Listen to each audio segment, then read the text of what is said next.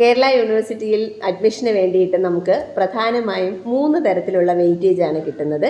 നമ്മൾ PG first ക്ലാസ്സിൽ പാസ്സായിട്ടുണ്ടെങ്കിൽ 15 മാർക്കും, അതുപോലെ സെക്കൻഡ് ക്ലാസ് ആണെങ്കിൽ 10 മാർക്കും, തേർഡ് ക്ലാസ് ആണെങ്കിൽ നമുക്ക് 5 മാർക്കുമാണ് വെയിറ്റേജ് കിട്ടുന്നത്. PG പാസ്സായി മാർക്ക് പ്രൂവ് ചെയ്യുന്നതിനുള്ള സർട്ടിഫിക്കറ്റ് നമ്മുടെ കയ്യിലുണ്ടെങ്കിൽ മാത്രമേ നമുക്ക് വെയിറ്റേജ് കിട്ടത്തുള്ളൂ. അഡ്മിഷൻ ടൈമിൽ നമ്മൾ ഈ സർട്ടിഫിക്കറ്റ് പ്രൂഫായിട്ട് കാണിക്കേണ്ടതായിട്ടുണ്ടാവും. മാർക്ക് ലിസ്റ്റ് നമ്മുടെ കയ്യിൽ ഉണ്ടാവണം, എങ്കിൽ മാത്രമേ വെയിറ്റേജ് ഉണ്ടാവൂ.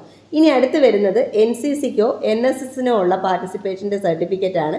പ്രോസ്പെക്ടസിൽ വളരെ വിശദമായി തന്നെ അതിൻ്റെ ഡീറ്റെയിൽസ് പറഞ്ഞിട്ടുണ്ട്.